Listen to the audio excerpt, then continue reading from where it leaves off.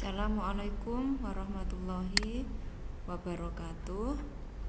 Perkenalkan, saya Elvi Titizia dari SMK Tunas Harapan Pati ingin mendemonstrasikan atau mempresentasikan RPP yang sudah saya buat, yaitu RPP untuk pembelajaran berdiferensiasi dengan moda daring.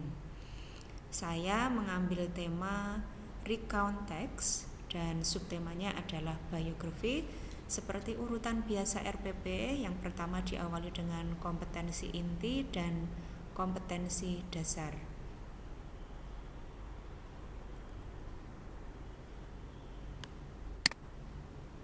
Kemudian ini untuk kompetensi inti, dan yang berikutnya adalah kompetensi dasar. Kemudian ini adalah indikator pencapaian kompetensi seperti RPP pada umumnya, dan yang menjadi poin penting dari RPP ini adalah tujuan pembelajaran. Tujuan pembelajaran dari RPP berdiferensiasi dengan tema recount ini, yang pertama adalah dari sikapnya, kemudian yang kedua adalah dari pengetahuannya, yaitu di sini adalah menemukan fungsi sosial, struktur teks dan unsur kebahasaan dari teks recount lesan dan tulis dengan memberi dan meminta informasi terkait peristiwa atau pengalaman sesuai dengan konteks penggunaannya. Jadi yang pertama nanti pengetahuannya adalah menemukan. Kemudian yang berikutnya, tujuan yang ketiga adalah dapat merangkum fungsi sosial, struktur teks dan unsur kebahasaan teks recount. Ini pengetahuan yang kedua, yaitu merangkum fungsi sosial. Kemudian tujuan yang terakhir adalah dari keterampilan. Nanti diharapkan siswa adalah mampu menyusun sebuah teks recount, menyusun. Oke. Kemudian yang berikutnya, materi pembelajarannya seperti biasa berisi tentang teks recount. Ini ada jenis-jenisnya.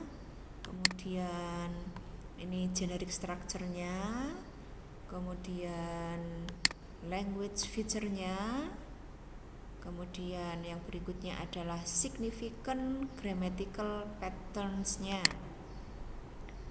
Oke.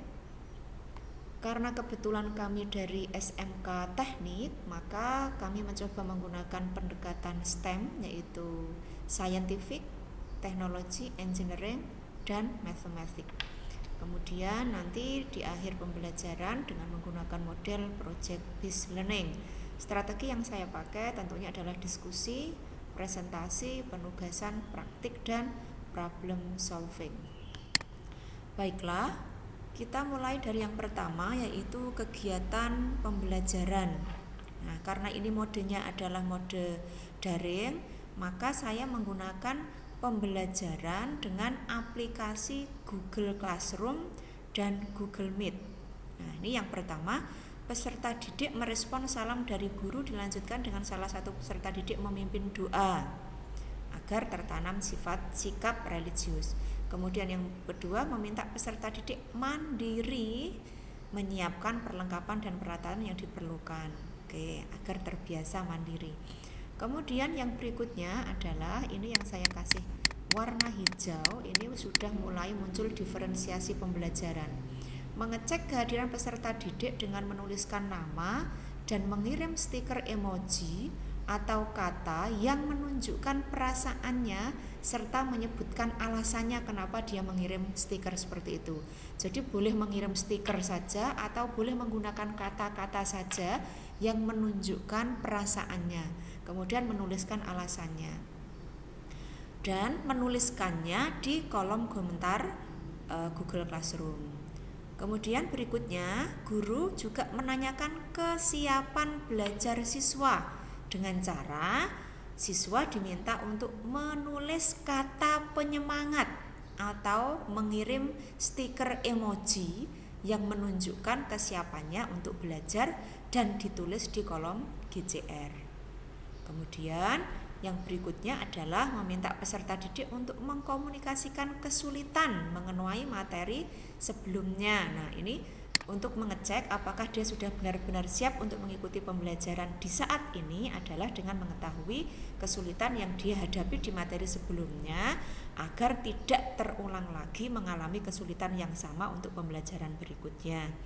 Kemudian memberikan penguatan kepada peserta didik untuk memberikan scaffolding dan juga menampilkan penyelesaian dari sumber internet atau buku atau referensi lain apabila tidak ada peserta didik yang memberikan jawaban yang benar terkait dengan kesulitan yang dihadapi pada pertemuan berikutnya. Baiklah, pembelajaran berdiferensiasi dengan mengetahui kebutuhan belajar murid seperti yang sudah saya paparkan di warna hijau di atas tadi adalah salah satu cara untuk mengetahui kesiapan belajar siswa terhadap materi baru yang akan dipelajari. Nah, kegiatan rutin ini ditujukan untuk membangun suasana pembelajaran yang positif dan mempersiapkan murid untuk melakukan kegiatan pembelajaran selanjutnya. Oke, kemudian masih kegiatan pertama yaitu memberikan gambaran tentang pentingnya memahami konsep text recount. Jadi dipahamkan dulu kenapa harus mempelajari text recount, kemudian memberikan motivasi peserta didik secara kontekstual, manfaat dan guna dari menyusun text recount, kemudian juga menyampaikan tujuan pembelajaran. Nah, ini yang paling penting, tujuan pembelajaran yang ingin dicapai, yaitu menjelaskan sekilas tentang gambaran mengenai konsep text recount agar peserta didik menerima informasi tujuan pembelajaran yang disampaikan. Baiklah, yang berikutnya kita memasuki pada kegiatan inti. Kegiatan inti fase yang pertama yaitu karena tadi kita menggunakan pendekatan STEM, yang pertama adalah reflection. Nah, peserta didik kembali ke GCR. Nah, diminta untuk kembali ke GCR dan membaca teks recount yang disajikan guru dalam bentuk file tulisan. Ini masing-masing membaca teks recount. Kemudian masing-masing peserta didik juga diminta untuk menemukan fungsi sosial, struktur teks, kemudian juga unsur kebahasaan. Yang berikutnya adalah research. Nah, ini di sini sudah mulai muncul diferensiasi pembelajarannya. Peserta didik diminta untuk menentukan masalah yang muncul terkait dalam fungsi sosial, struktur teks, dan unsur kebahasaan, dan juga diharapkan siswa nanti bertanya bagaimana cirinya, tenses apa saja yang dipakai. Nah, jika sudah muncul pertanyaan seperti itu, berikutnya adalah peserta didik mencari informasi tentang fungsi sosial, struktur, dan unsur kebahasaan teks recount tersebut, boleh dari handout yang sudah dia miliki, boleh dari internet melalui link YouTube yang sudah disediakan oleh guru, ataupun berdiskusi dengan teman melalui WhatsApp video call group. Nah, bentuk diferensiasi proses ini untuk menentukan profil belajar siswa, yaitu menyesuaikan gaya belajar siswa. Jika anak-anak itu tipenya auditori, maka kemungkinan mereka akan memilih YouTube.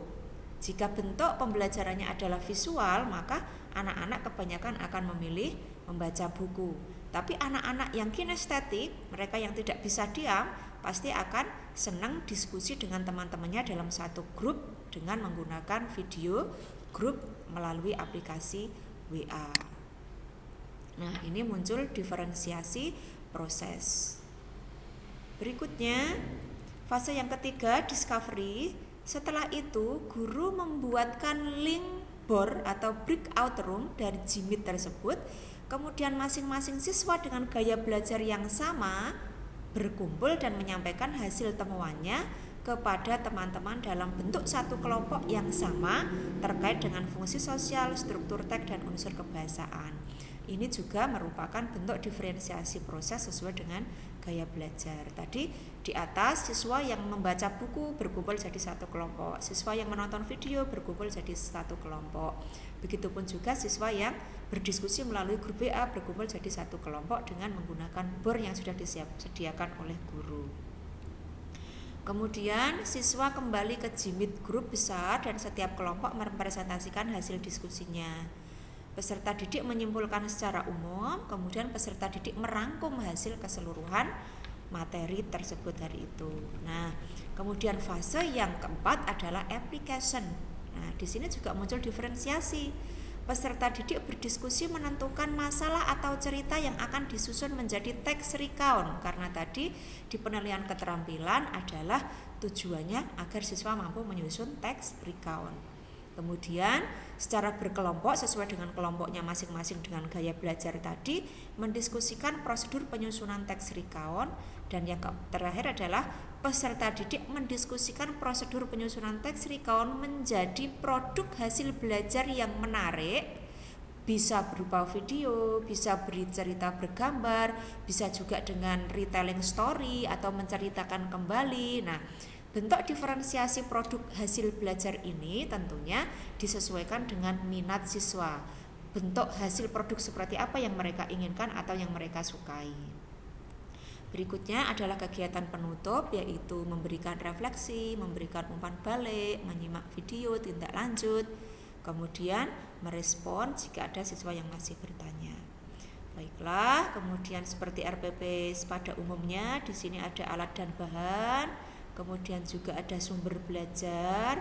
Nah, ini ada modul tadi, ada link YouTube, dan juga bisa menggunakan video call WA.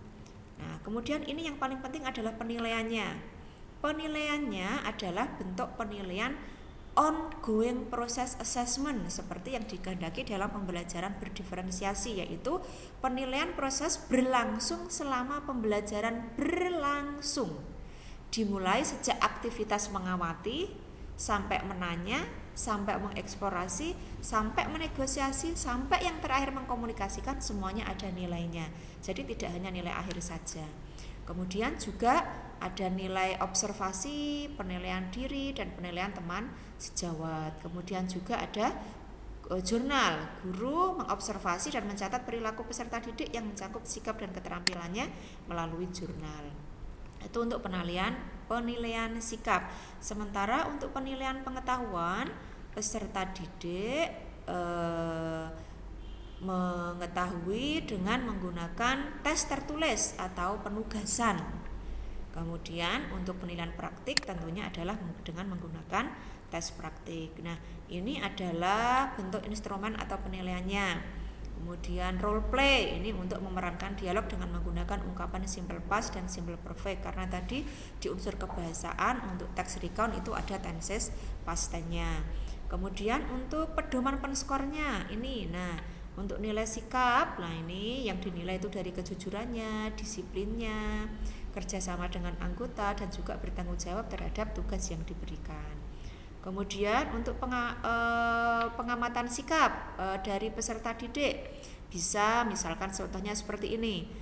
Si A disiplin dalam melaksanakan tugas, aktif menjawab pertanyaan, santun menggunakan bahasa Inggris, bertanggung jawab dan menghargai orang lain dalam diskusi, kerjasama dalam diskusi, dan juga muncul nilai akhir yaitu nilai rata-rata.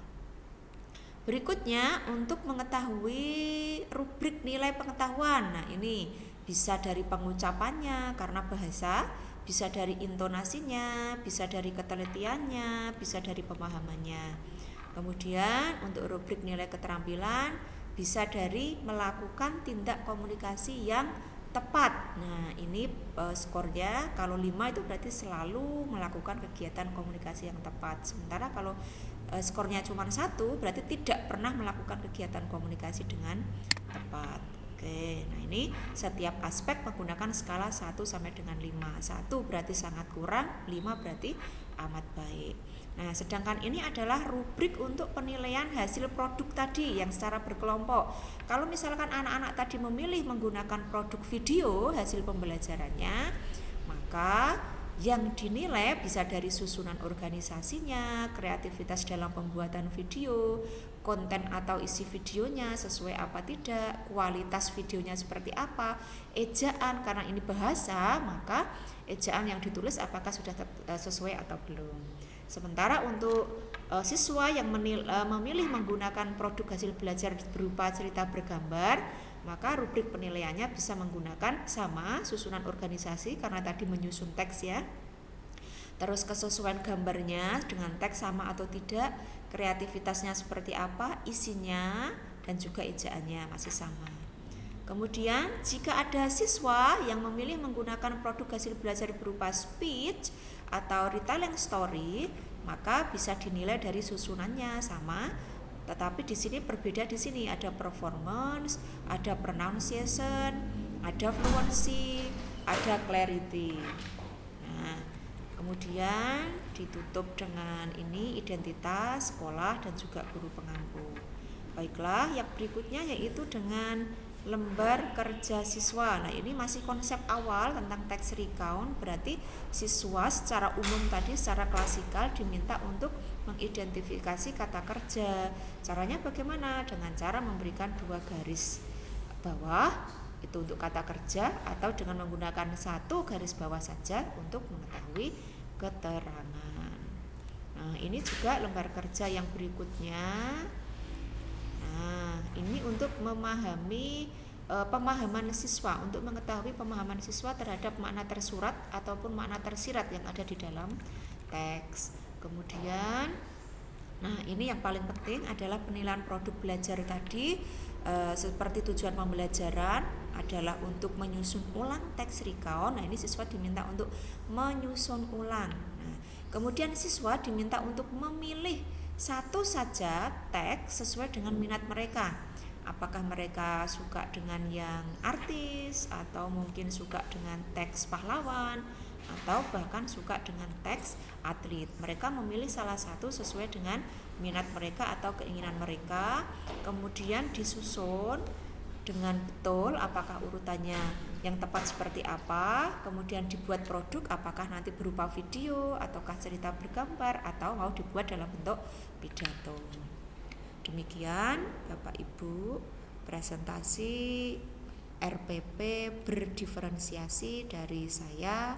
Terima kasih atas perhatiannya. Wassalamualaikum warahmatullahi